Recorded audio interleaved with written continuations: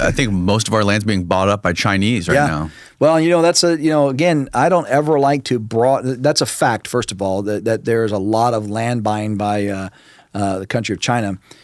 I don't ever like to broad brush a particular nationality or demographic. I think that's unfair. I wouldn't want people to do that to me.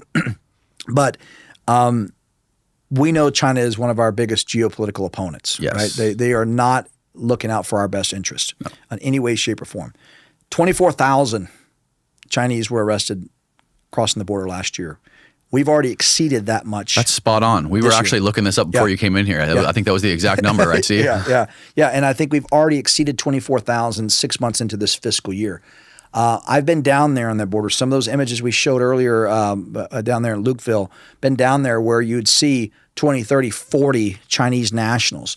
Is it true they're all military-aged men, too? Yeah. Well, they're not all military-aged men. A lot of them are military-aged, but there are some females in there. Okay. But what I've seen, and I can say this with, hand raised, what I've seen, 7 out of 10 have been military-aged men. There were females in there. There were some small family groups in there. Here's the thing, and again, they're very stoic. They're very transactional. You don't get a story out of them. We have to use translation services to get information out of them, just to do basic paperwork to process them.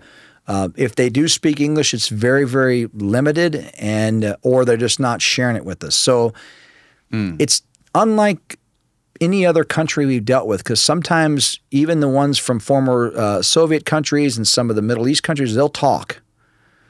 Chinese nationals don't say much. And so we're relying heavily on the translation services to get us the information. And, that to me is kind of a concern, because we didn't deport 24,000 people back to China. And China is one of those countries where you're allowed to leave. In other words, you have to get almost like permission to flee. For the longest time, I think if you even look at those numbers, if you go back the year before last, I think you're not allowed to leave. Yeah, you're not. Like you have to almost like get permission to leave China. Right. Yeah, it's so controlled.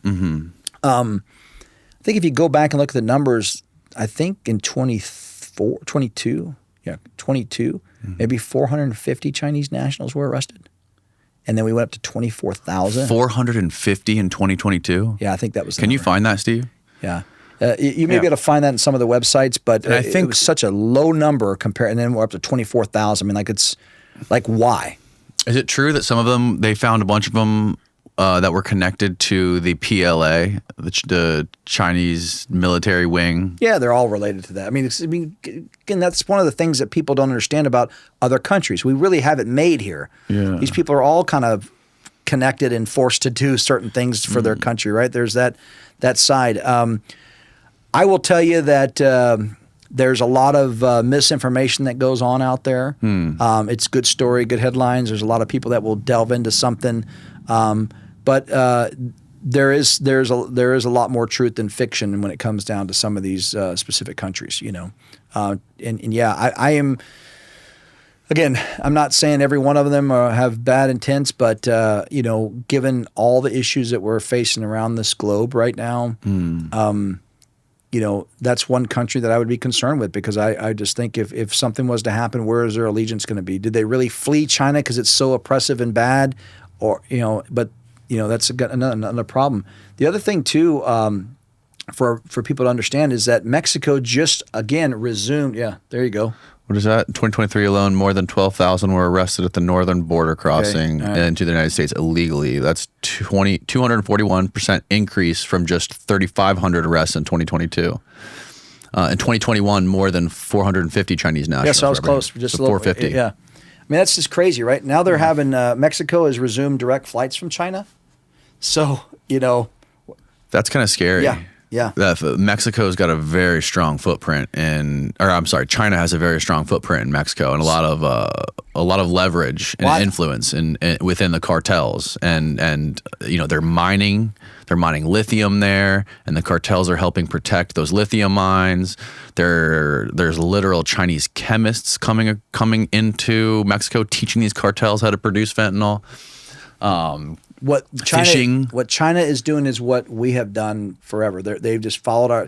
The 100-year war is kind of what the people talk about with them. It's a marathon for them. I think they've taken up all of South America. You know, they are looking this hemisphere at a time. While we're busy infighting and using lawfare against former presidents and trying to keep other people off ballots and, you know, doing this and sending money to around the world, China's just slowly just, you know, monopoly building everywhere because they've got the money. They're, you know, they're back in Africa helping, you know, build nations out there. They're, to your point, they're working directly with the government of Mexico and Central America and South America. I don't know about Central America, but South America. The fentanyl is flying in or coming in from China into Mexico. You know, I mean, yeah, it's a concern. And the fact that we have just, you know, make it, again, so vitriolic to even talk about it. From a national security, it's like it makes it challenging for people to just have a conversation about, hey, what about taking care of America? What about, you know, if you turn around and say, well, America first, well, that makes you a white nationalist. Well, it just makes me an American that says, I think we need to take care of America. Charity starts at home. When we no longer have homeless veterans and hungry veterans and homeless children and hungry children and fentanyl poisonings and things like that, when we're actually moved up in ranks in education, then we can start worrying about everything else. I do think we need a timeout to kind of clean up our own mess, and it starts to secure the border and take it so we don't bring any more poison and problems into the country, and start working at cleaning up our own situations here. Look, I didn't read this in any book, but people talk about. I mean, that's kind of how the Roman Empire fell. It collapsed from within, and that's how this republic would fall. I think they're not going to attack us from the outside. They're going to just allow this continuing to infight and divisiveness, and just, you know, we're going to implode. You know.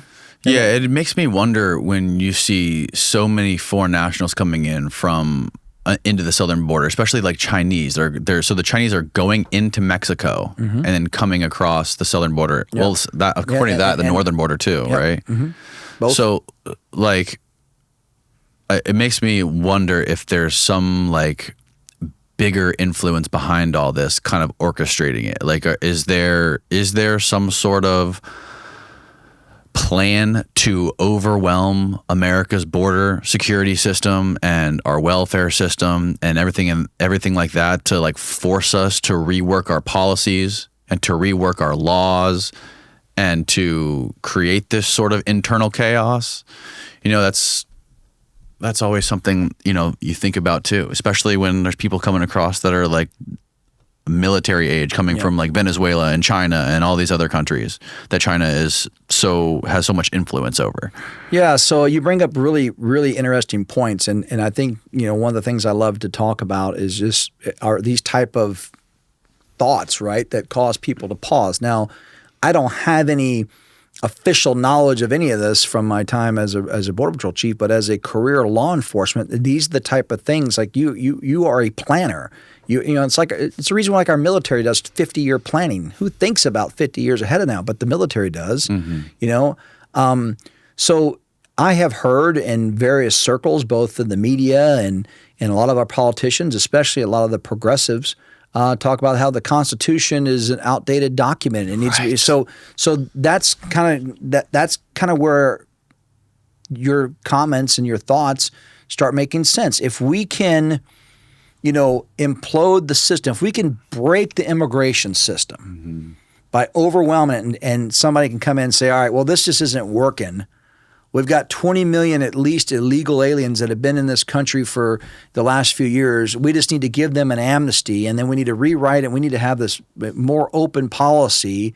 Well, then they win, because without a lawful, you know, controlled immigration policy, and they get to get this open border, and then all of a sudden it becomes, well, you know, they're here, so they might as well be able to vote because they're influenced by what, and we just start tearing down the whole, you know, Constitution and the amendments and the laws that are this so they can rework the system. That's why we are still the only republic that's lasted this long, because we've been able to defend that living document.